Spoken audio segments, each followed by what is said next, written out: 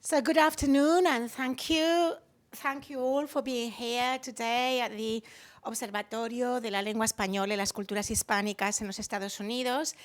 It's a real pleasure to introduce today's speaker to you all, since Daniel Erker can already be considered an old friend of the Observatorio, of this research center of the Instituto Cervantes at Harvard University, because he has already collaborated with us on various occasions and in various ways. For example, he published a brilliant study co-authored with Lian Vidal in our series Estudios del Observatorio. In fact, that study was the very first one that we published this academic year, and it had the title ¿Qué decimos cuando no decimos nada? Claves del cambio lingüístico inducido por contacto en las pausas llenas de español conversacional. So let me introduce Daniel Erker to you, and thank you because thank him and you because his talk has really aroused great interest. So we're very happy to have such a large audience today, both in person and via Zoom. Daniel Erker is an associate professor of Spanish and linguistics at Boston University. He earned an MA in linguistics at the Graduate Center of CUNY, of the City University of New York, and a PhD in linguistics at New York University. As a sociolinguist, he specializes in language variation and change. He's currently the director of the Spanish in Boston project, which is a federally funded research initiative that investigates the sociolinguistic behavior of Spanish-speaking Bostonians. Professor Erker has published research in several leading linguistic journals, such as Language, Lingua, Language Variation and Change, and Language in Society. And his work has also featured in the Boston Globe and on NPR, the public radio. In BU, Danny teaches courses on language variation and change, Spanish in the United States, the biological evolution of language, the linguistic structure of Spanish, language and music, and language and identity. And let me just mention a few of these subjects that he's published on in the various articles and chapters that he's published in important academic journals and publishing houses. For example, the persistence of dialectal differences in US Spanish, S deletion in Boston and New York City, or the variable subject personal pronoun expression in Spanish, or dialectal leveling and structural convergence in New York City Spanish. So thank you, Danny. We're all excited to hear your talk, and you have the floor now. Okay. Muchísimas gracias. Thank you, everybody, for coming. So if I close this, Pete, can I do that? All right. Okay, well, thank you, everyone, for coming. Thank you, everyone who's here on Zoom. I can't see your faces, but I'm glad you're here. So I wanted to start us off with a map to orient us, since we'll be talking about Spanish in Boston. This is where we are at the moment, for those of you who need a GPS tracker. And on Zoom, so you can see my cursor, that's where we are. So that's probably a familiar map to all of you, showing our really oddly shaped city that we live in. What I wanted to show you next, though, was a map that is a little bit different. I'm very fortunate to have several of my students here. They've all seen this map, but for those of you who haven't, it will take a moment to load here. There we go. So this is a map of Boston that shows the top 10 countries of birth for the foreign-born population by each neighborhood. The size of the font of the names of the various locales corresponds to the proportion of individuals who have origins in those places who reside in those neighborhoods. So you can see that there's a tremendous amount of diversity with respect to the origins of Bostonians. And what you can also see is that the distribution of groups of individuals throughout the city is rather variable. A few years ago, I had an interesting conversation with a young woman named Priscilla, who before she was born, her parents moved from their native Puerto Rico to East Boston, where she grew up speaking Spanish and English with people of Salvadoran, Colombian, Mexican, Brazilian, Dominican, Italian, and other origins. And what she said to me in the context of an interview that I thought was very interesting and that I wanted to talk with you all about today was this, and I'll translate. She said, if you're Puerto Rican, you should talk like Puerto Ricans do. I'm going to speak Spanish like Puerto Ricans, okay? She said this of her own accord. We were having a conversation about her life as a bilingual person in the city, and this is what she offered. And this, for linguists, raises a whole lot of questions, not least of which is, well, what does speaking like a Puerto Rican mean to Priscilla? And how might she go about trying to do it? So she probably wouldn't articulate it exactly this way, but it has to be something like this. By using sounds, words, and structures that are typical of the linguistic behavior of people who identify as Puerto Rican and use the label Spanish to name their ways of speaking. This seems fairly straightforwardly obvious, but a question that immediately arises from this is, well, which sounds, which words, and which structures for Priscilla index speaking Spanish like a Puerto Rican? So by way of coming to an answer to that question, I want to ask you all a question first, and that is, which words in this list, which have nothing to do with Spanish, sound the same to you? So for how many of you in the room do the words in 1, 2, and 3 sound the same? Okay, for how many of you do they sound different? Okay, how many of you are like, what's this man talking to me about? I have no idea. All right, so this list of words brings us to a site of regional variation in American English. There are some people, usually individuals who are from the Northeast of the United States, who have what's called a three-way split, a three-way distinction between words 1, 2, and 3. And for those people, they pronounce them like this: Mary, Mary, marry. Mary, Mary, marry. Okay? So if you grew up in the Northeast, you probably pronounce these three words differently. Not necessarily. This distinction or this split is on its way out, but that's for another day. Okay? So, next question. How do you use this word? Do you use it to describe witches? Or do you use it to say things like this? My boy is wicked smart. This is a GIF that if you have not seen the movie Good Will Hunting, you should check it out. It's a good movie. Okay? So the question is, do you use wicked to describe the behavior of witches, or do you use wicked as an intensifier, similar to the way that other speakers of English use the word very or really? If you pronounce Mary, Merry, and marry differently, and you use wicked as an intensifier, and you probably also don't pronounce the R in smart and say smart, you probably grew up in New England, okay? But what I want to know, to get us started in dealing with what Priscilla had to say about how she's going to speak Spanish, is this question. Which of these features are more prominent in ideas about how New Englanders talk? The three-way split between the Marys, or wicked as an intensifier and R-lessness? Well, if you Google search Mary, Mary, marry, what you get is a bunch of nerdy dialectal maps created by linguists.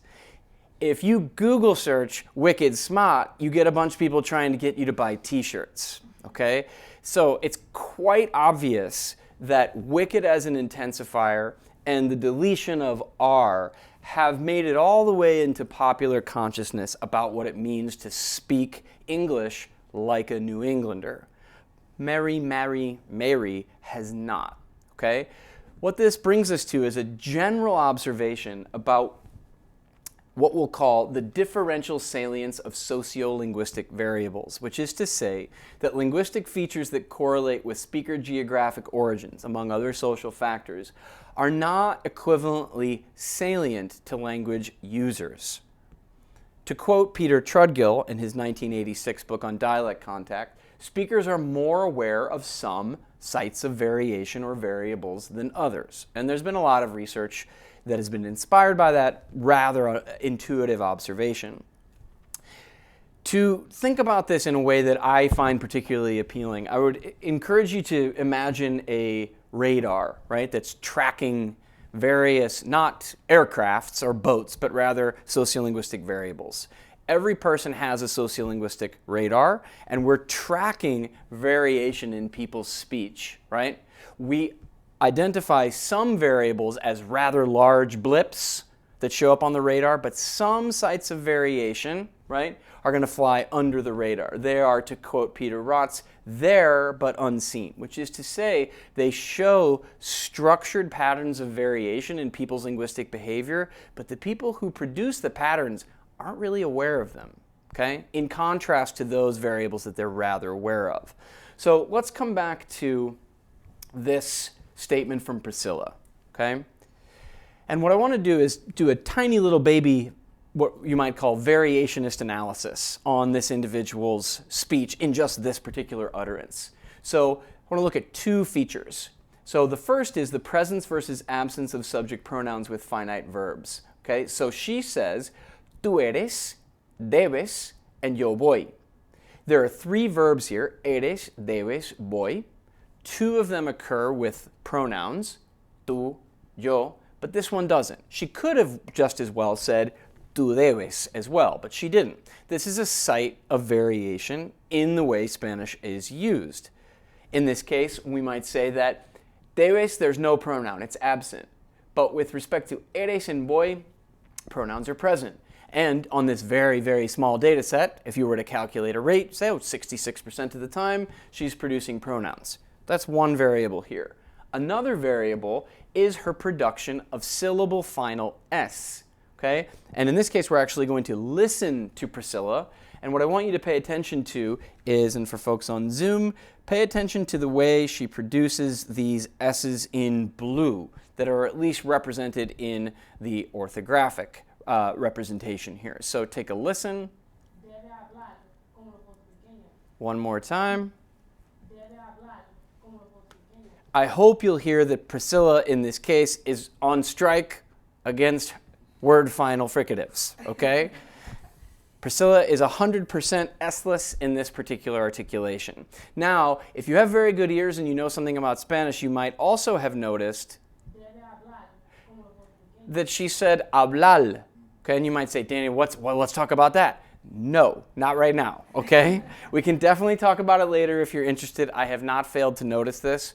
But I don't need to talk about it right now to make the point that I want to make. And that is that we have two variable phenomena going on here, but they're not equivalently prominent in Priscilla's own sociolinguistic radar.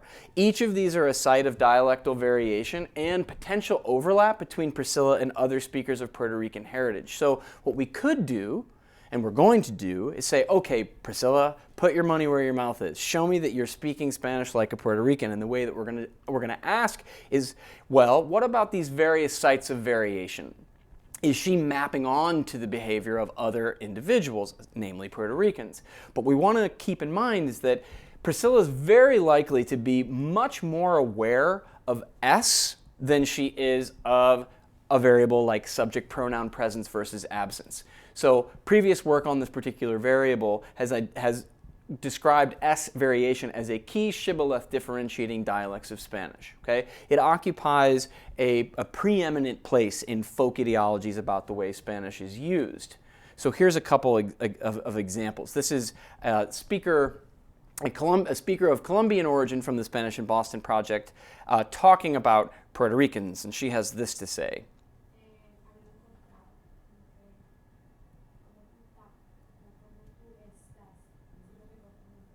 I'll play one more time. It's a little quiet.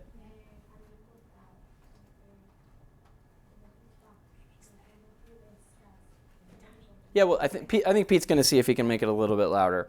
I'll read what she says here. She says, hablan cortado, como tú estás, no como tú estás. Siento que cortan las eses. Okay? So she's saying that about Puerto Ricans. Let's see if Pete got us some more juice here. Oh, yeah.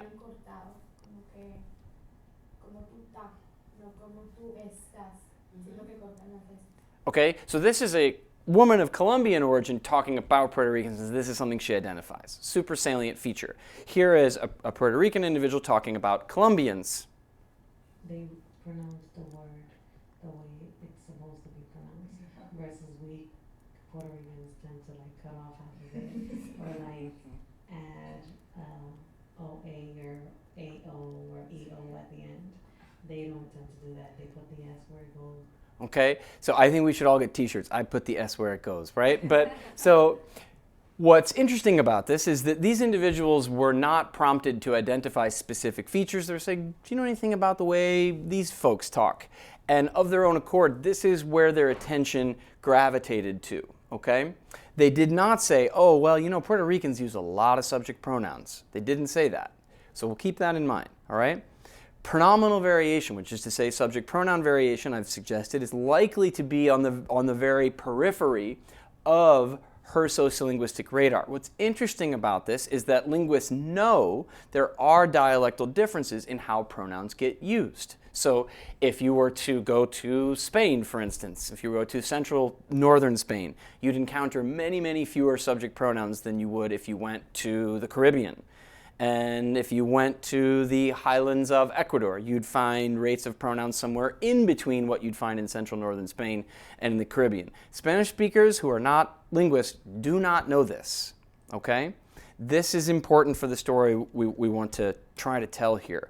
So what makes a variable salient? What makes S something that people are aware of and pronouns something that people tend not to be? Linguists have asked this question for many years. The founder of modern variationist sociolinguistics, Bill Labov, proposed a taxonomy of variables that he labeled indicators, markers, and stereotypes. We don't need to get into the details. You're allowed to forget all of this. I just want to point out that people have tried to answer this question before, okay?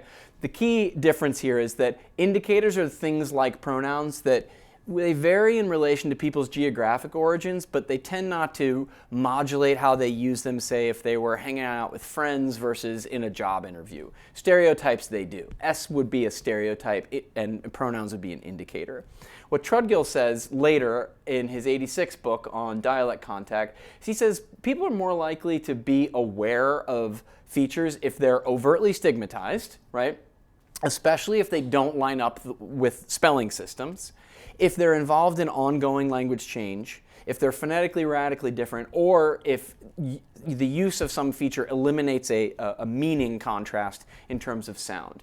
Then more recently, Peter Rotz has looked at the contrast between what he calls cognitive and social salience. And he's really interested in the former, cognitive salience. And his idea is that, well, things can be socially salient in the way that Labov and Trudgill proposed. But in terms of cognitive salience, the human mind is inclined to find something salient if they're surprised by it. So if something is unlikely to occur, probabilistically speaking, and does occur, that's going to be salient. Okay? So people have tried to address this question. We're going to come to a set of features that we try to put on a continuum of salience a little bit later. Okay? So what I want to do here in this talk is I want to explore how differential salience of sociolinguistic variables can help us solve a puzzle and in the process illuminate two topics. The first is the relationship between linguistic variables and the other is the outcomes of linguistic contact. Okay? And we're going to do this through what I've called Priscilla's prescription here, right? If you're Puerto Rican, you should talk like a Puerto Rican. What we're going to see, the reason why I have puzzle pieces here is that on purely quantitative grounds, Priscilla does not talk like a Puerto Rican. And we'll make this case empirically, okay? But I'm going to argue that she still actually practices what she preaches if we understand the context appropriately, and in particular sociolinguistic salience, okay? What we're going to also ask with respect to linguistic variables is, are they independent or co-varying? I'll unpack that in a moment. And then in situations like Spanish in Boston, if there is change that is arising as a result of contact between speakers of different varieties of Spanish or between individuals who are multilingual, does that change happen in a tiny little corner of the grammar, as it were? Like one sound can get moved this way? Or is it the case that a sound moves this way and it's going to drag along the morphology and the lexicon and everything is going to move holistically, right? So it's a question of, is there independent change or is it holistic in nature, okay? So what we'll do is we'll articulate some research questions, make some predictions, we'll talk about some linguistic variables and some speakers whose behavior we'll look at to explore our questions and predictions. We'll look at some results and then we'll draw some conclusions, and then hopefully we can talk about this, okay? So this first one, what's the relationship between linguistic variables? In a recent volume, relatively recent volume, co-edited by Greg Guy and Franz Hinskens, they have a nice quote here, and it's a good point of departure. They say, when specific linguistic systems incorporate multiple variable phenomena, things like S's and pronouns, and the list can go on, or Mary, Mary, Mary, and wicked, right? When they have multiple variable phenomena, do different variants of different linguistic variables tend to co-occur, or do they rather tend to exclude each other, or do they display independent and unrelated patterns of occurrence? Let's try to visualize this, okay? So let's say you've got a speaker or a group of speakers, and there are at least 3 sites of variation in their linguistic behavior. It can be in any domain, in the sound system, the morphology, the syntax. Let's call them alpha, beta, and gamma, okay? Is it the case that if we know how somebody uses feature alpha, that we also know how they'll use beta and gamma? Can we predict their behavior for these other 2 features on the basis of this? The other logical possibility is nope, right? If we know how somebody produces feature alpha, beta and gamma, they're totally independent. Okay, so these are the logical possibilities here, right? So in the famous study that Lebov carried out, again, he's the father of modern variationist sociolinguistics. He went into a department store asking where the women's shoes are, or whatever was on the 4th floor, and he got people to say 4th floor or 4th floor, right? Interestingly, people who are familiar with that work, so any linguist, will know that that study is about R's. What a lot of people don't know is that Lebov also makes some observations about other variables in that same study. Okay? He also looked at TH stopping, so that's the production of words like that and this, like dat and dis, and then ing, like run in versus running. And the question is, if you know how somebody produces 4th floor, do you also know if they're likely to say dis or dat? And what Lebov found, and it's worth pointing out, is evidence of some parallels, some evidence of co-variation. We can quote him real quick. In the course of the interview, information was also collected on the TH variable, particularly as it occurred in the word fourth. This is one of the major variables used in the study of social stratification in New York and elsewhere. The most strongly stigmatized variant is the use of the stop T, so fort, true, tink. Here's the part we care about. The percentage of speakers who use stops in this position, that is, who said fort instead of fourth, was fully in accord with the other measures of social stratification, which is to say, the pattern that Lebov found was this one, okay? He said, if you delete your R's at this rate, I can predict with a high degree of accuracy whether you're going to say dis or dat as opposed to this and that, okay? We're going to call this type of pattern coherence, where the direction of the variables are parallel to each other and they cohere, okay? There's an alternative, though, and we're going to use the label bricolage, okay? This label comes from the work of Penny Eckert, who was inspired by others in anthropology and sociology before her, but it's a useful contrast, a useful foil to the coherence approach, okay? And a way to characterize this in a nutshell is that while a particular style may consist of a set of features, stylistic agents, now for us that's going to be language users, okay? stylistic agents may segment out a single feature and repurpose it for modified and novel use. Let's unpack that a little bit. Okay? Now you might be asking, why is Danny showing me these pictures right now?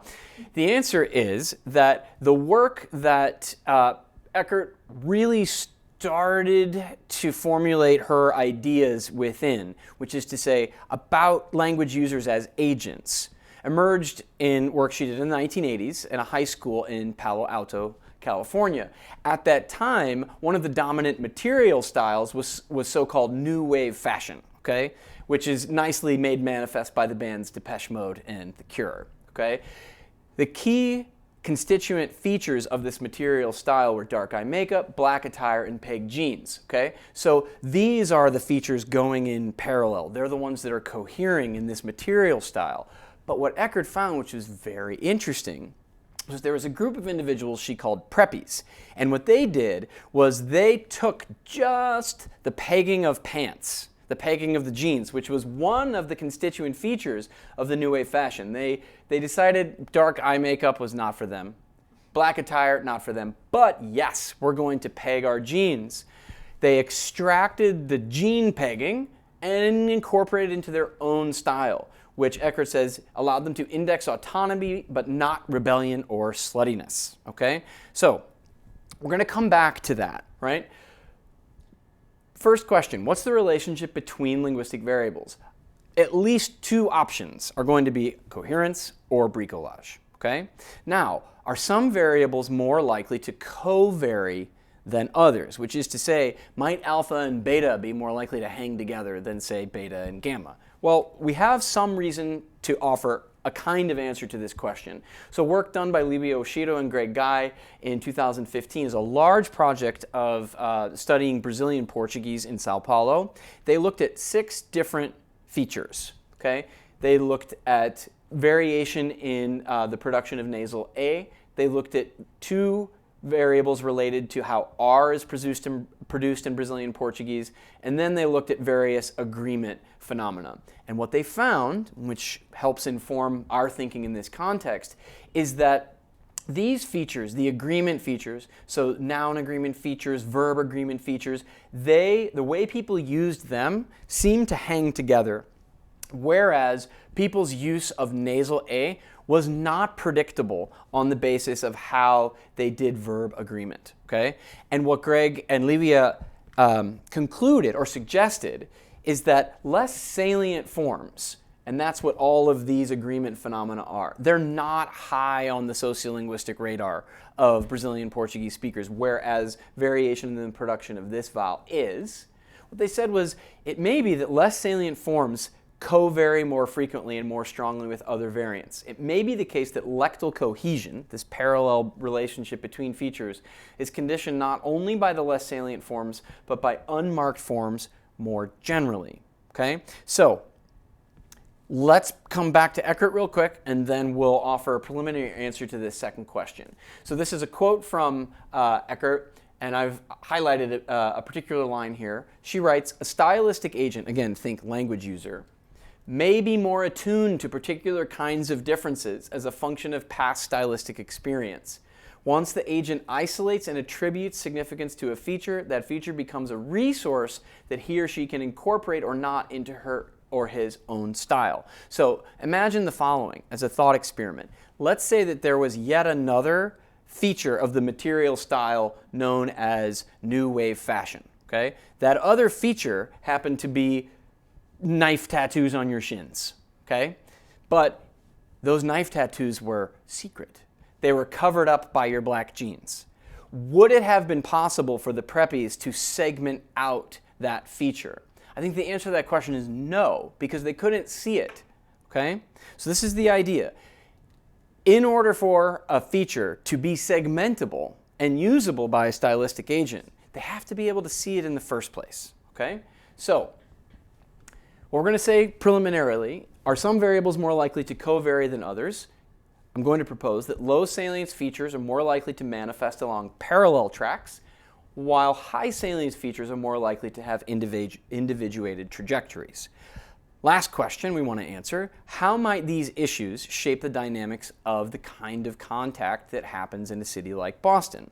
Well, We know that language and dialectal contact have been recognized as catalysts for language change. But we also know that change is not an inevitable byproduct of contact, nor is contact-induced change unconstrained. Okay? So what I'm going to say here is something relatively conservative, right? Let me just skip ahead here, and that is that the answer to this question, how might these issues shape the dynamics of linguistic contact? They will be implicated in patterns of change and stability. So these are our preliminary answers to these questions.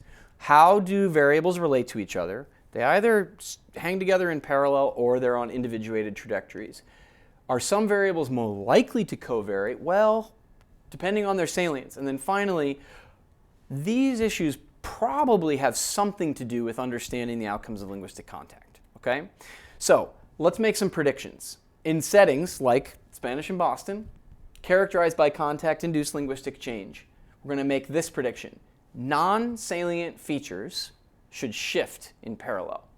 High salience features will unfold along individual trajectories in relation to the direct manipulation of stylistic agents, namely language users. All right? So, what do we need in order to test this? What we need is a bunch of different linguistic features, some of which are high in salience and some of which are not. And we need them produced by individuals who have different experience in our context setting, namely Boston. Okay? So what we're going to do is look at 8 individuals who all are residents of the city of Boston, right? But who have different life experiences in the city, and in particular different sociolinguistic experiences in the city. And we'll be looking at the dual pressures of language and dialect contact. What I mean by that is we're going to be looking at the outcomes of contact between Spanish and English on one hand and between speakers of different varieties of Spanish on the other. Okay? Our main salient feature is going to be coda S that we've already established Spanish speakers are quite aware of, right? It's at the level of a stereotype. Then we're going to look at 4 other features at the same time that have differing levels of salience. We'll look at subject pronoun presence absence, which we've already established is a low salience feature. We'll also look at subject pronoun position. When people use pronouns, do they put them before or after the verb? We'll also look at general constituent order. When people use non-pronominal subjects, do they put them before or after the verb? And then we'll also look at filled pauses. Okay? So we'll work through each of these and characterize their salience and some of their dialectal patterns of variation. But first, let's look at our variables in a little bit more detail. Okay? So we've already talked about this. Coda S weakening refers to the realization of words like mismo, más, and entonces as mismo, mismo, mimo, or mimo. What we're going to be looking at is just S deletion. We're going to keep it simple, okay? But, and I want to do this for each of our variables, I want to ask, is this a site of dialectal variation? Does it constitute a site of difference between Spanish and English? And then is it a salient variable? Okay? So, first one, dialectal variation, yes. We know that rates of S weakening and deletion are higher in Caribbean and coastal communities. Okay? With respect to cross-linguistic difference, S deletion is not a generalized feature of English phonology, right? English speakers do not variably say Boston or Botten, okay? In terms of salience, what we want to ask is, does S show patterns of style shifting? Do people vary in terms of how much they delete depending on whether they're in a formal or informal setting? Do people make folk linguistic meta-commentary about it? Is it overtly stigmatized? Is it phonetically radically different?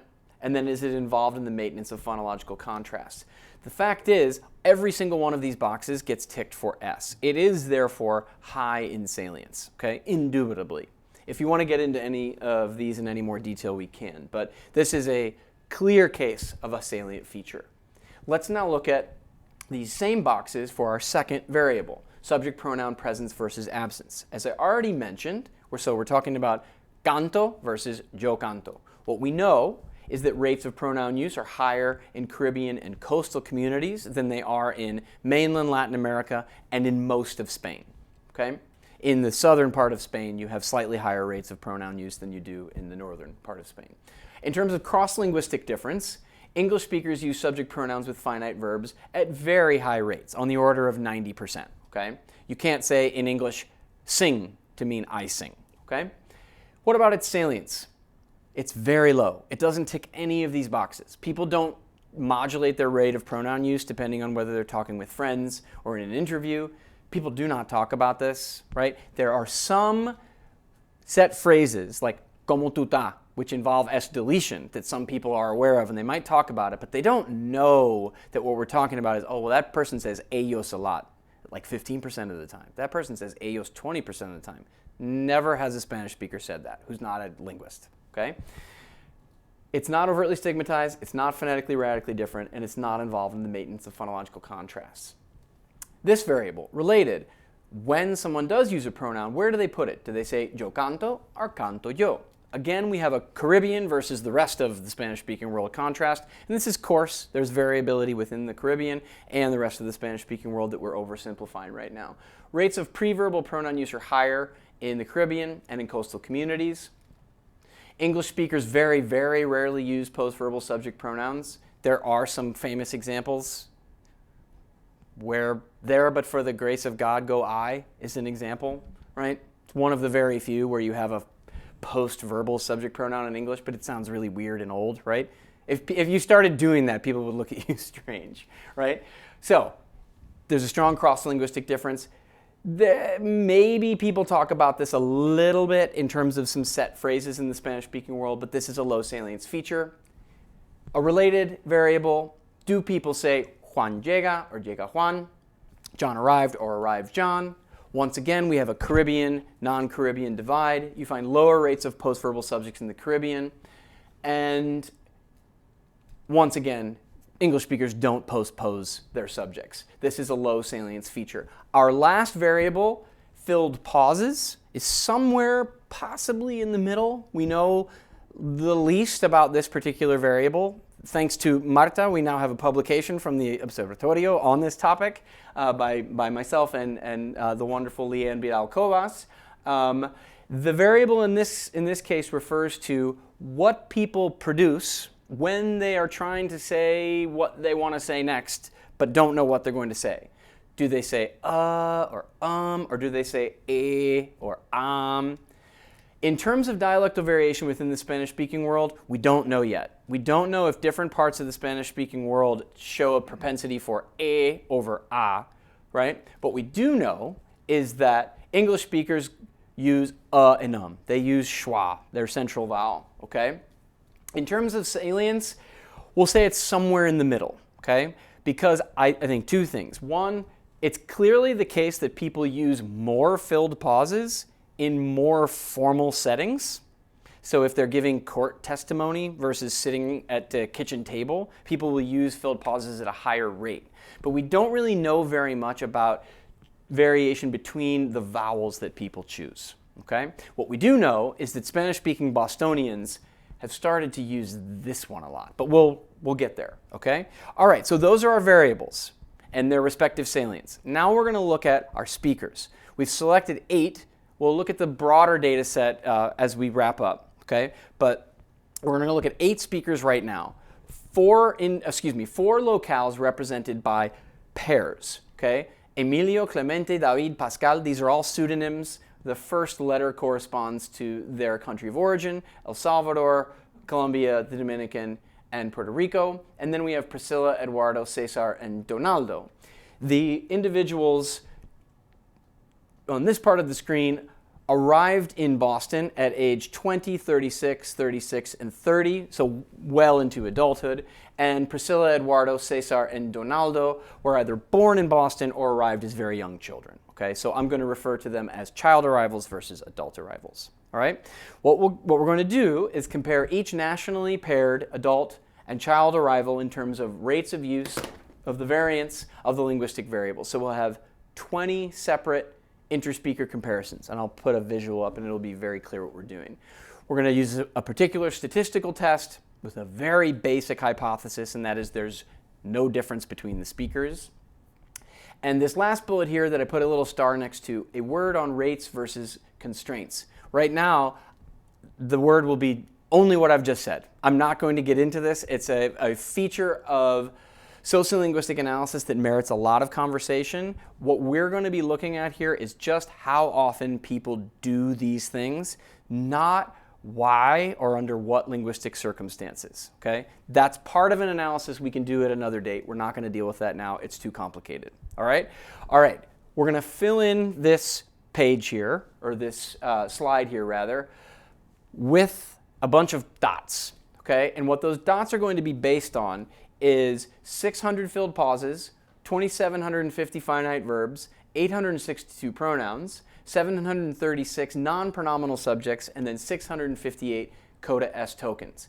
What we have here is 5 columns, one for each of our variables. Centralized filled pauses, let me help the people on Zoom. Centralized filled pauses, pronouns present, postverbal pronouns, general postverbal subjects, and S deletion. And as I've indicated here, these 4 are our low salience features, and S deletion is our high salience feature. Yeah? Everybody got this? Okay. Let's start filling this in, okay? We have Pascal, Emilio, Clemente, and David are our adult arrivals, and they're going to show up in each one of these squares because we're going to be comparing the adult arrivals with the child arrivals in each case, all right? So we're going to compare Pascal and Priscilla on these 5 variables, Emilio and Eduardo on these 5 variables, so on and so forth, yeah? So first one, comparing Pascal and Priscilla. Let's see if I can do both of these at the same time. Okay, I'll move my mouse and my dot because the Zoom people can't see my mouse and you all can't see it. So there we go. Let's see if I can do it. This is patting your belly and chewing gum at the same time. Okay. All right. So what we can see here is, where'd you go, cursor? Right here. Good. All right. Priscilla's rate of centralized filled pauses, which is to say a and schwa, is 100%. Priscilla does not produce a single a in the interview that she conducted with us. Pascal, in contrast, doesn't produce a single a or He always produces a when he's filling a pause, okay? And this little red dot up here tells us that the result in question is not statistically significant, and the blue tells us that it is. In this case, we don't really even need stats. If we're comparing 100 to 0, you can go ahead and skip the stats, but we ran them just, to be sure, and we got blue dots. Good, right? Let's look at our other 3 speakers. What we see is a very similar pattern, okay?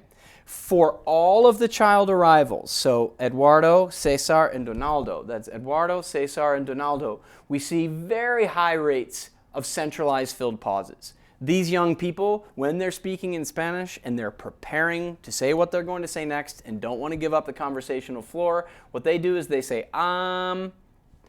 They sometimes say but not nearly as much as Emilio, Clemente, and David and Pascal, who say as their preferred filled pause. Yeah? Okay, let's go to our next variable. Pronouns present. Again, what we're looking at is whether someone says yo canto or simply canto, right? Present versus absent. In this case, Priscilla has a pronoun rate of 61% compared to Pascal's 42. That is statistically significantly different. Her higher rate of pronoun use lends itself to a language contact interpretation. Priscilla speaks more English than Pascal. It may be the case that she's applying some of the grammatical tendencies of English pronouns to her use of pronouns in Spanish, and so her rate is higher. Okay? We see 3 of our 4 speakers have a significant difference at the child versus adult arrival level, and they're in the same direction. Emilio and Eduardo, the exception. There's no difference between the pronouns of this child and adult arrival Salvadoran. Okay? There are higher rates of pronoun use among the child arrivals. Let's look at postverbal pronouns. Starting with Pascal, this is how often does Pascal say canto yo. He doesn't do it very often, but he does it 5% of the time. Priscilla never does it. Okay? We have a very similar pattern with respect to Emilio and Eduardo, and Clemente and Cesar and David and Donaldo. In the latter 2 cases, the direction is the same. The child arrivals are putting pronouns after verbs at a lower rate, consistent with the constituent order of English, right? But it's not statistically significant, okay? But it's going in the direction one would predict. Let's look at general postverbal subjects. Once again, we see Pascal using subjects after verbs at a higher rate than Priscilla, significantly higher. And we see the same pattern with Emilio and Eduardo. We don't see any difference for these other two. Okay? So what we see among our non-salient features is a broad pattern of change. Generally, structural convergence with the norms of English. We'll summarize this in a moment. But what's going on with S? What do we predict? Well, what we see with Pascal and Priscilla, they delete S at almost identical rates. Pascal deletes S 70% of the time, and Priscilla 68% of the time. Emilio and Eduardo, so note the rather large difference between the Puerto Ricans and the Salvadorans, right? Emilio and Eduardo would undoubtedly be different than these two Puerto Ricans, both in Boston. These Salvadorans are not producing S at a differential rate. Same with Clemente and Cesar. David and Donaldo are two Dominican participants. We have a reduction in S deletion for Donaldo compared to David, but note, and I know I'm asking a lot of you at the moment quantitatively, note that Donaldo's rate, right, is 26% of S deletion. That's still a higher rate than any of the non-Caribbean child arrivals. So a rate of S deletion of 26% in the Boston milieu would still likely index him as Caribbean. All right? Let's bring all of that together. Remember what Priscilla said. If you're Puerto Rican, you should talk like Puerto Ricans. I'm going to speak Spanish like Puerto Ricans. Well, it doesn't really look like she's doing that with respect to these variables, right? So she significantly differs from Pascal on 4 of the 5 dimensions we're looking at. So 80% of the time, she's not hitting the targets that Pascal is, right? She shows a greater preference for centralized filled pauses, for finite verbs with overt rather than null pronominal subjects, for preverbal pronominal subjects, and preverbal subjects in general. So what's going on here? You might say, so what, Danny? This is 2 people. I don't care. I'm going to show you that it's more than 2 people in a moment, okay? But set the data sampling size issue aside, okay? Might it be the case that our expectations of alignment are misguided? Might it be the case that someone like Priscilla is accurately described by this quote from Norma Mendoza-Denton? Language usage is not the same as ideology. Practice often diverges from the ideologized presentation of structured differences. What Mendoza-Denton is saying here is that, so what if Priscilla said this? You can't expect on the basis of her ideology that she's going to actually behave this way, right? People are contradictory all the time. Yes, all good criticisms, but that doesn't change the fact that there is a pattern here. Filled pauses, subject personal pronouns, pronominal position and subject position are all shifting in parallel. The low salience features are shifting in a way that aligns with a pattern of structural convergence with the norms for analogous structures of English, as opposed to S, where Priscilla is in lockstep with Pascal, despite the structural pressure of convergence. Okay? So, I think it is the right interpretation, given what we have said about salience, and the ability of stylistic agents, language users, to make social moves with their linguistic behavior, that Priscilla is in fact doing exactly what she says she's going to do with respect to the features that she can see. Yeah? So she is practicing what she preaches, as it were. The sociolinguistic moves she may want to make, doing being Puerto Rican, right, are constrained by the social signaling potential of the features at her disposal. So let's try to make this connected to our new wave fashion, okay? What I'm suggesting here is that these features, filled pauses, subject personal pronouns, pronoun positions, that kind of stuff, these are like the shin dagger tattoos. Priscilla can't see these any more than the preppies could have seen those tattoos if the Depeche Mode kids had them on their shins, okay? So she can't do anything with why are these things changing in the way they are? That's a very interesting question, and it probably has something to do with the organization of the bilingual mind. We can get into that, but it's not socially motivated. That's the point. But this is, right? So if you'll permit me to make a luminosity metaphor, what I want to say is that in the context of constructing a linguistic identity, variables like S deletion are beacons. They're lighthouses, full of the potential to illuminate someone's identity. Things like whether you use pronouns or not, they're like dinky little flashlights, okay? Collectively, yeah, they might shine a little bit of light, but as I say here, the social signaling potential of pauses, pronouns, subject positions, despite representing sites of systematic contrast between Spanish and English, as well as between certain varieties of Spanish, it's just too muted. Speakers can't marshal them in the service of social moves. In contrast, S is a beacon, illuminating linguistic identities in ways that are strong and clear. Okay? I want to make it very clear that I'm not saying that S cannot change in the context of contact. What I am saying is that if there are shifts, they will be more intimately related to the linguistic attitudes and identities of Spanish speakers and the ones they want to create than the way they use these features. To quote Erker, who was commenting on Leboeuf's famous study of Martha's Vineyard, the recruiting of a sound is part of a local ideological struggle, is what's happening here with S. Okay? Just a few more points and we can wrap up here. So what we've got here is evidence of low salience features shifting in parallel, and a high salience feature showing the persistence of dialectal differences. You might say, Danny, there's only 8 people here. And to that I say, no, there isn't. Okay? This is 80 individuals, and what you see here is this label down here, PLUS, stands for percent life in the United States. So people who have a percent life in the United States of 0 when we interviewed them had been in Boston for a week or so, right? Whereas people who have 100% of their life in the United States have been in Boston, well, their whole lives and everywhere in between. And what you can see on the y-axis is the rate at which people are using ah and in their filled pauses. As people spend more of their lives in the US, their rate of filled pauses, centralized filled pauses, goes up, statistically significantly so. We see a parallel trend. It's not quite as steep in terms of its slope, but we find along percent life in the United States a significant increase in pronoun rates. So what we see among 80 individuals is increased life experience in the US, more centralized filled pauses. In parallel to this shift of increased percentage life in the US and increased pronoun rates. Contrast that with the behavior of S. This is the entire data set, Caribbeans, Andeans, and individuals from the central part of Latin America. We see that the deletion rate for the Caribbeans is, the median is 30%, and it's much lower for the Andeans and individuals grouped into this central region.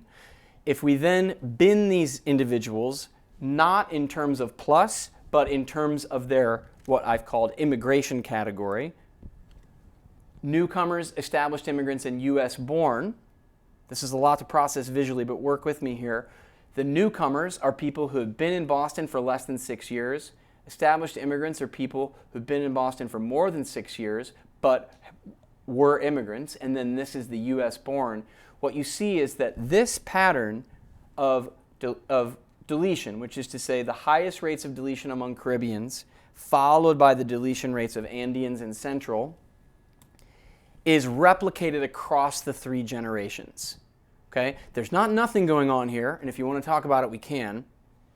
I just want to hint, you'll note that there's a bit of a dip here among our established immigrants of Caribbean origin. Why is that the case? We can talk about it. But the US born and the newcomers have effectively the same exact pattern. Okay? So, wrapping up, recall our predictions. In settings characterized by contact-induced linguistic change, non-salient features should shift in parallel, and high salience features will unfold along individuated trajectories.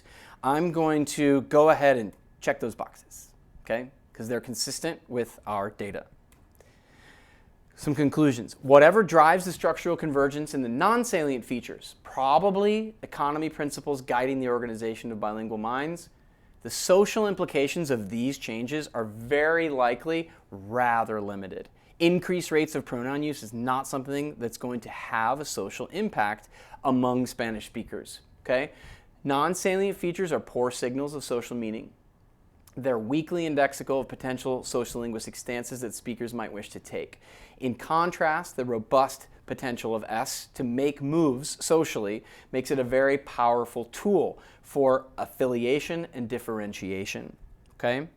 The key to understanding the relationship between the 5 vectors of linguistic variation we saw here is, I propose, their respective salience, where they are on the sociolinguistic radar.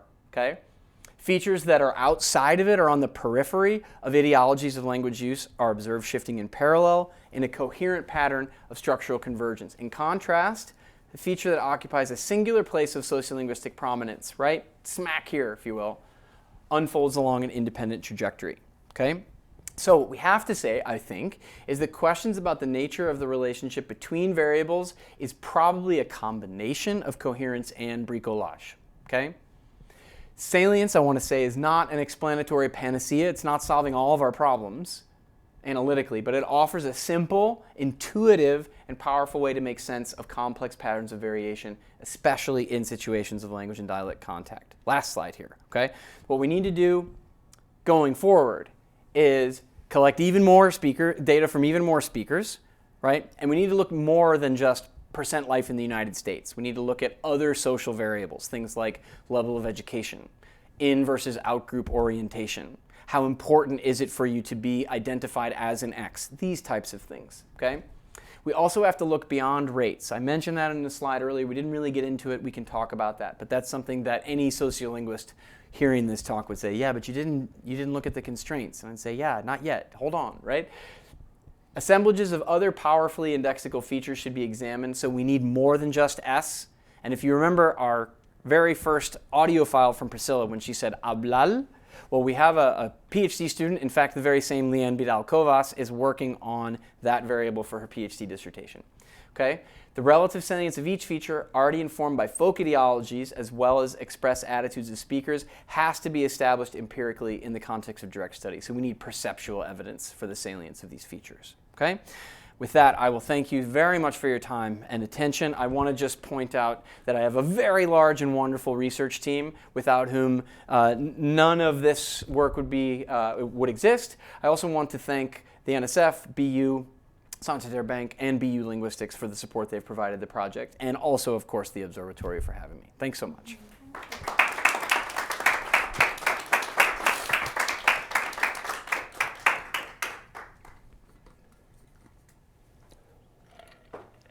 So thank you so much, Danny. This has been fascinating. You've touched on so many things, and it's so complex because it's not just social linguistics, it's phonetics, it's pragmatics, it's stylistics, it's everything.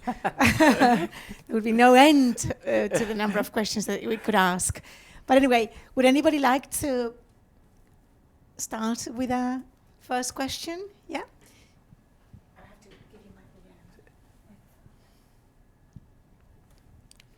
So the takeaway that I got from this is that there are some features that matter when you're trying to act like someone else, and there are some that don't. Mm-hmm. If you were to take someone who did use the features that matter for a certain group, like the S deletion, but they didn't use the features that, are not very salient, do you think that, for example, the Puerto Ricans would be able to tell that this person is not from that group, or would they fly completely under the radar? So thanks for the question. So tell me what you mean by not use the non-salient features.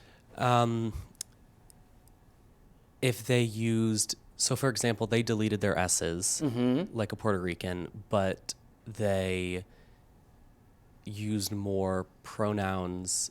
They used more pronouns, I guess, or more post-verbal pronouns, because I think that the Puerto Ricans did not use them.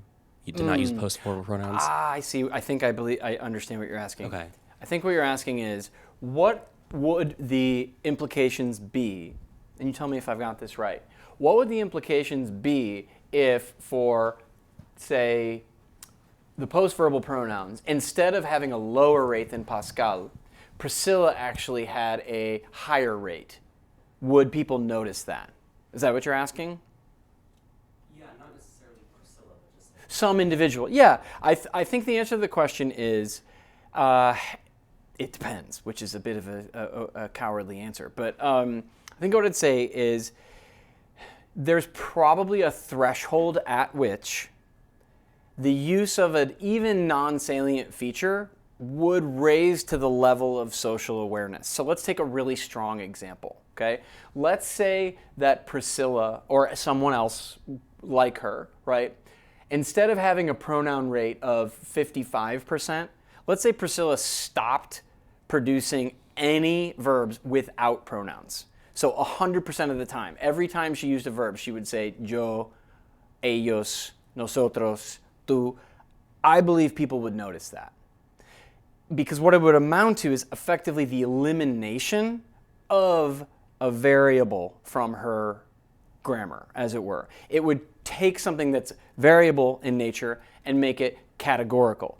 This is precisely what has happened in French, for instance, right? You have to use your pronouns in French. At some point you didn't, so there was some group of people who brought the variable use of pronouns towards the categorical use of pronouns. The same thing is very likely happening in Brazilian Portuguese right now, largely as a result of a gente, which is a way of talking about we, and it's very likely bringing the pronoun rates of Brazilian Portuguese speakers closer to categorical 100. So I think that the answer to your very good question is, even for these non-salient features, there's probably a threshold at which they would creep into the level of social awareness where they would get direct commentary. It's a great question.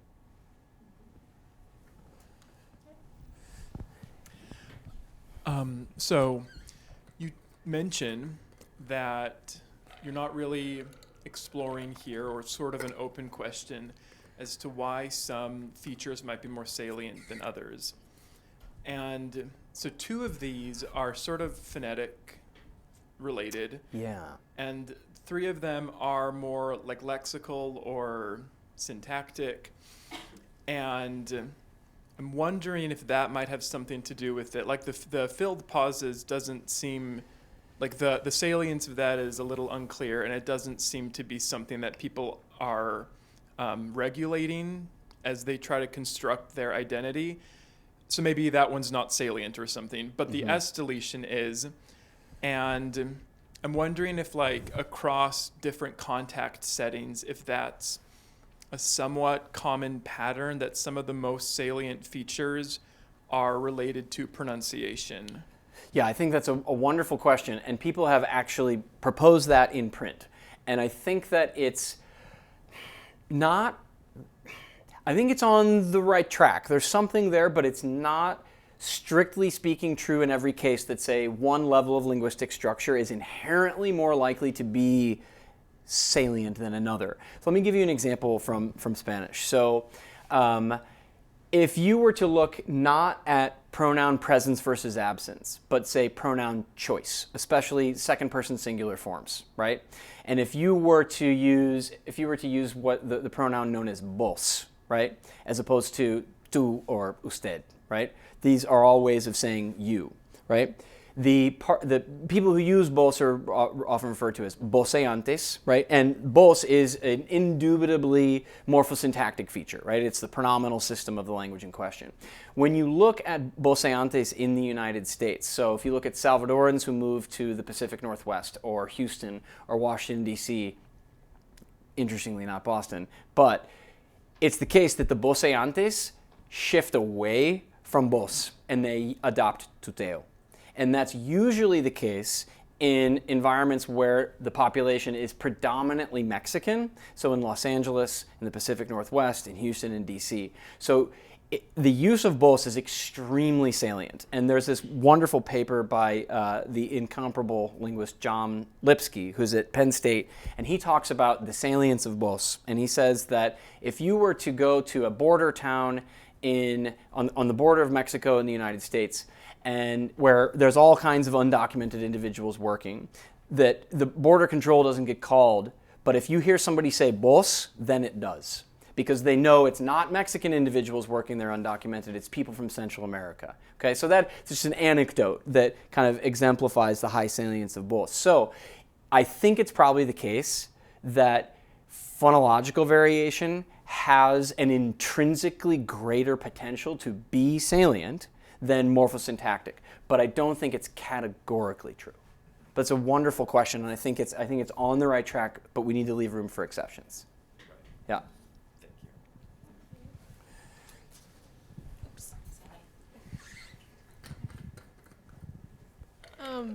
I don't know exactly how to word this, but I was curious about like the variables or like the categories that you put speakers in who are native to the US but might be like children of immigrants. Yeah. If the like time of immigration of their parents had an influence, so like if they were established immigrants versus if they had like just arrived and had kids, if that influenced like their language acquisition or the change in variables. Yeah, that's a really nice question. So every lovely person who participated in our project endured a very lengthy questionnaire where we asked them all kinds of questions, like what language do you speak with your boyfriend? And do you think that Massachusetts should have bilingual driver's license examinations? A whole bunch of information, right? So we have a good sense of not just how many years have you been in the US, but also what people's lives are like and what their attitudes are like. And so when I was talking about future directions for work like this, incorporating all of that information has to happen, right?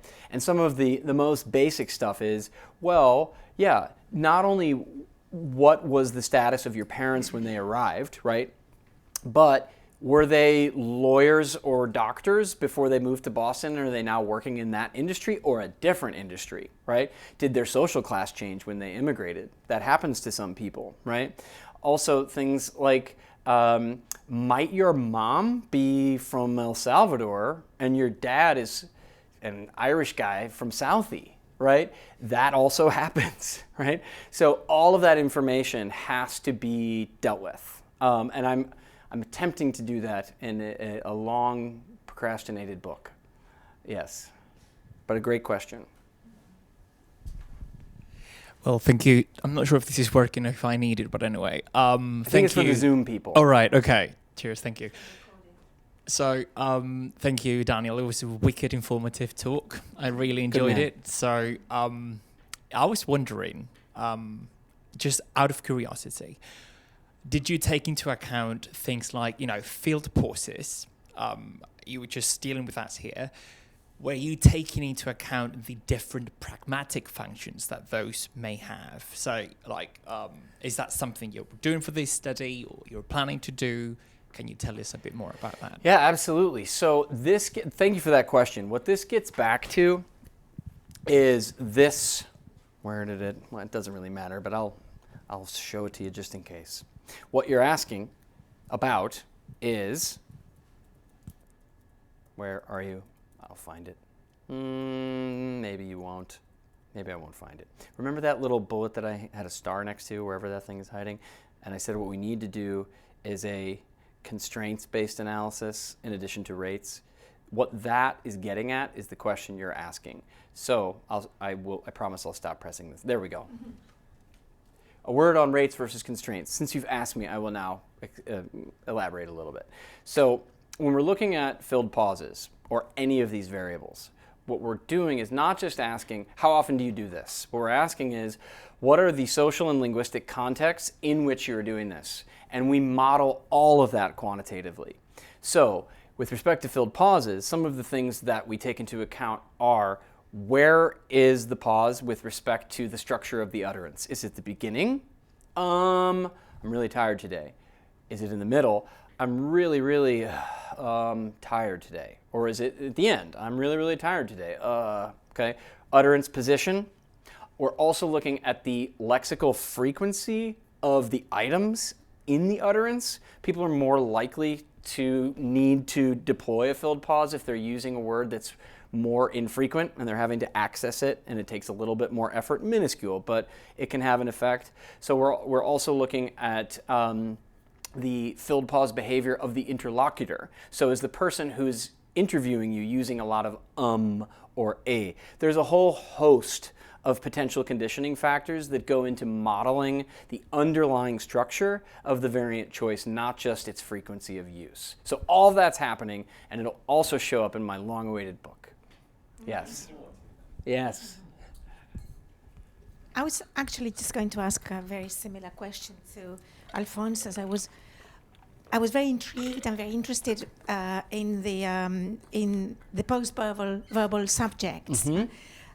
So I was wondering whether you would take into account, whether you have already or whether you will, take into account the context and the communicative value of the use of the position, first of the use of the pronoun, and then the position of the pronoun. Because here I think we may have the effect, it may not be just a spontaneous choice of whether to say canto yo or canto, but it may be affected by the focus of the sentence, also by interference from English, because as you probably know, this is related to focus, to what, at least in British English, phonetics is called narrow focus, and there's a very important difference between English and Spanish. So maybe, I'm just thinking, because canto yo, in my variety of Spanish, we would only say canto yo when it's narrow focus, when I want to focus that it's me that sings, not that I sing, but that it's me that sings. Whereas in English, narrow focus is more produced mostly by phonetic means, like I sing or with the intonation. So I was wondering whether in your questions of the rate of frequency, you could also specify in which cases people say, and which people say, or speakers, which speakers of which variant say canto yo, or for what purpose? Is it just neutral, or is it narrow focus, as I would myself use it? I don't know if I've made sense. No, that's a great question. Yeah. So on one hand, the answer is very similar to the answer I gave Alfonso, which is to say every one of these variables is sensitive to an array of factors. Okay.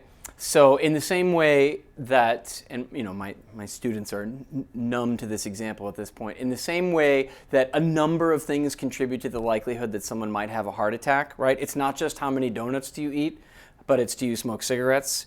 What kind of sleep do you get? It's a multivariate influence, right, of all of these things together. So when it comes to whether people use a pronoun or not, there is a very well-established set of factors. So for instance, people are more likely to use pronouns with singular verbs as opposed to plural. They're much more likely to use pronouns when the verb in question constitutes a switch in referent from the immediately preceding verb. So if I say, ¿Cómo estás, Juan? No, ¿cómo estás? Ella llega en 5 minutos, right? Something like this. So we have a change in the referent, okay? Also, it's the case, one of the more interesting and more robust predictors of pronoun use is what people have affectionately referred to as the yo-yo effect, which is that once you start saying Joe, you kind of can't stop saying Joe. And there's also, interestingly, a no-no effect. So if you stop using pronouns, you'll stop using them. This has to do with the human propensity towards repetition or non-repetition. So this variable, this one, where'd you go? The presence versus absence of pronouns has this fully elaborated set of linguistic conditioning factors that are also part of the study. What's really interesting, Marta, is that the rates of use of pronouns are increasing across generations in Boston, but the sensitivity to the underlying structure is not changing. So there are people who really look at language contact and they say this increase in rates is not really change. They're just doing something they could already do more frequently. This is not change. I'm not entirely unsympathetic to that because a rate difference of 20%, especially when it's empirically robust, something's going on, right? Something is getting reconfigured. But what's interesting is that especially for people who might have insecurity about the way they use Spanish or another quote-unquote immigrant language, they are exquisitely sensitive to the same sets of conditioning factors that their parents are for these variables. They might just use things more often or less often. With respect to this one, same logic applies. So why do people put subject pronouns after verbs? A whole array of reasons. One is precisely the one you mentioned. Is it emphatic? Is someone trying to draw focus or contrastive focus, right? There are other examples, or rather other conditioning factors. Some have to do with the nature of the verb. So cantar is it's a kind of intransitive verb. It's called an unergative verb. You can say yo canto muy bien, but you can also say yo canto canciones, right? So you can sing things or you can sing really well. It's a special kind of intransitive verb.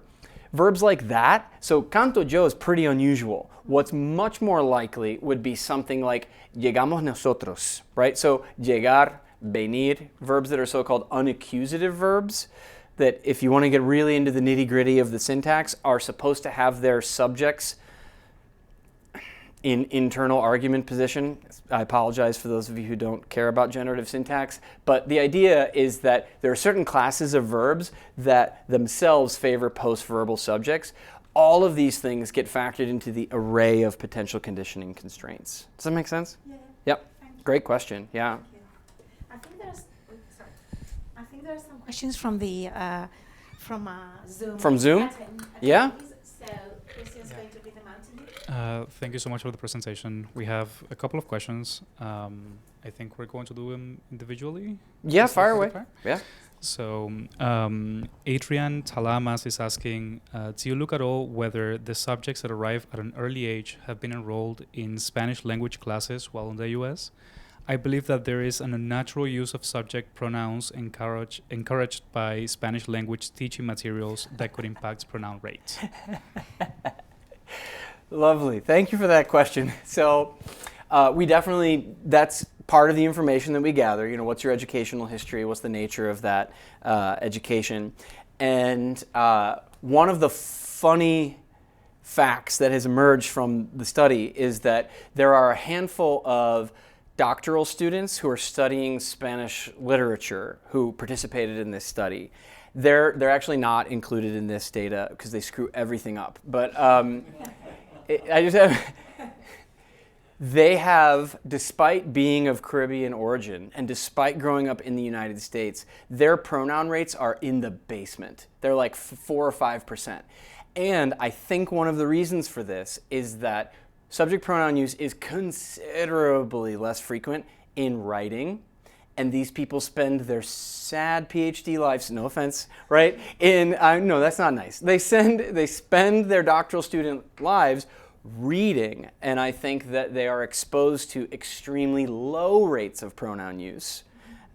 I don't teach Spanish language to kids, right? But I think it's possible that something of the kind of reverse valence is going on in relation to that question, which is to say perhaps there are other contexts where students are getting a lot of, exposure to high rates of pronoun use. What I will say is that most Spanish-speaking people who were born in the United States, they tend not to have Spanish language instruction. It's rare. They want it, and they're very happy to have it, but most of them don't get primary education in Spanish language. Yeah. We have another one from Amanda Norris that says, can you talk about the constraints issue that you hinted at? Sounds interesting. Well, so we might now have beaten that one into the ground, but I'm happy to do it again. The basic idea is that every one of these variables is subject to, that is, its expression is subject to a large number of potential conditioning factors, right? So it's a multivariate phenomenon. It's a complex phenomenon. There isn't just one thing that explains it. And for all of these variables, S, filled pauses, pronouns, subject position, what linguists have done is they've hypothesized that these are the linguistic factors that shape its use and these are the social factors. And what anyone who is interested in that type of work, that level of analysis would ask is, well, what are those? And I think it's actually evidence that in this room, people are like, well, yeah, well, come on, it's more complicated than that. The answer is yes, it 100% is. But as Marta mentioned, there's a lot going on in this talk already. And if I had 3 more hours, we could do this. And if you all were willing to be punished for 3 more hours, we could go through each of them. But the headline is that the pattern that is clearest in the Spanish in Boston project is changes at the level of rates of use, but persistence at the level of constraints intergenerationally. So it's a very conservative kind of linguistic innovation, right? So we say, well, what's the status of Spanish in Boston? What I can tell you is, well, it's the same as Spanish everywhere, right? It's a little bit different. Yeah, and there's these individuals who might have this particular feature at a higher rate, but in terms of what people are paying attention to when they deploy the grammatical resources of Spanish, it's very, very similar intergenerationally. There's one last one. I think you already kind of mentioned it. Yeah. I'm participating from LA, where there was a study done on accommodation to the predominant variable, which is the use of tu versus vos among speakers from El Salvador. This is not part of your story, but have you noticed any accommodation to the predominant variety of Spanish in Boston? And this is from Mariana Shodorowska-Pilch. Wonderful. Thank you so much for that question. Yes, absolutely. So there is a wonderful linguist who has since passed away named Claudia Parodi, who worked at UCLA for a very long time. And she studied Spanish in Los Angeles along with, not together with, but also with Carmen Silva Coverlan, who has been here a few times, I believe. And what they found was broad accommodation of the Salvadoran minority population to the linguistic norms of the Mexican majority.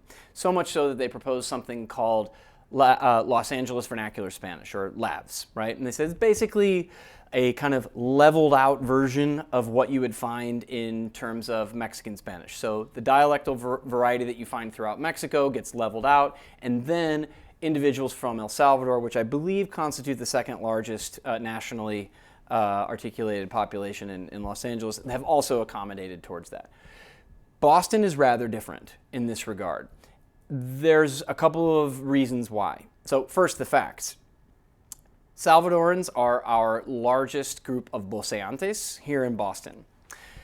Not only are they the largest group of Boceantes here, there is in the entire, kind of eastern seaboard of the United States, much more geographic diversity in terms of the origins of Spanish speakers than you get in the western part of the United States and that you get in the Midwest of the United States. So, with the exception of Miami, where the entire Spanish-speaking world is, right?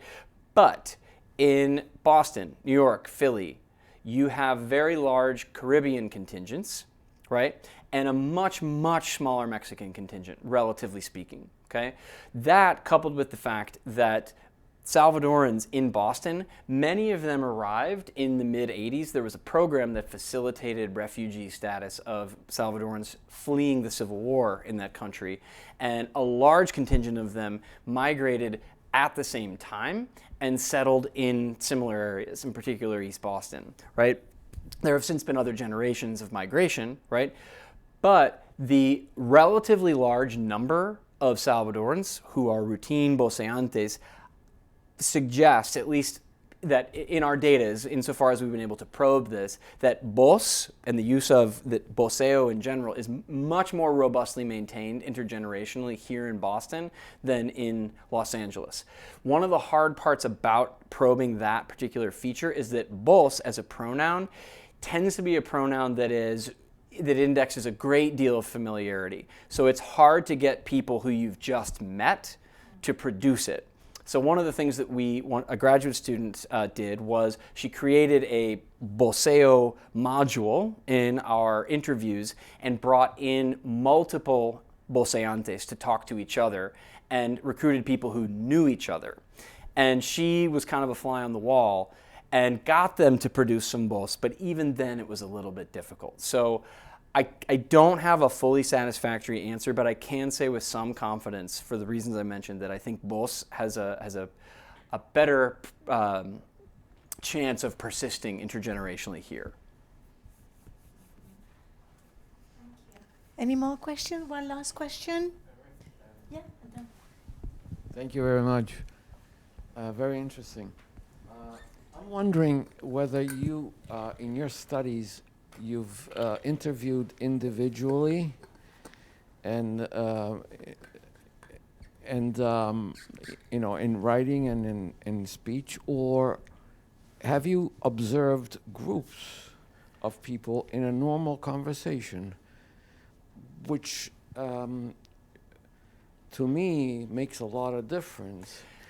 Yes. For example, in the uses of the subject pronoun after the verb, I would say that if we're having a conversation and you say that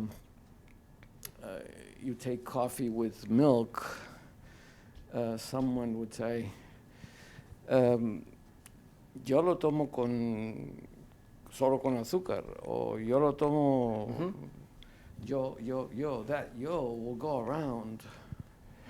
Yeah, so I think you make a very important observation, and that is that it matters what kind of data you collect, 100%. And what all of these data come from are recorded interviews, and as a result, they have a degree of unnaturalness to them. In many cases, the people who are participating met me for the very first time, and then we started having a conversation. So that definitely shapes the nature of the data. You're right. What I think makes me sleep okay at night is the fact that the extent to which I am shaping their linguistic behavior is, well, at least uniform because it's me every time, or a small set of graduate students doing the data collection as well. So you're right, our data is not truly natural. It's naturalistic is the way we describe it. So there are participant observation types of studies, so people who do deep ethnography and go into a community and they really observe the community. There is a very famous linguist in this space named Ana Celia Centella, and she wrote a famous book called Growing Up Bilingual, and she took tape recorders, this was back in the day of tape recorders, and had a bunch of young people put them on their bodies and just wear them all the time. And she got very natural data as a result of that because they forgot they were there.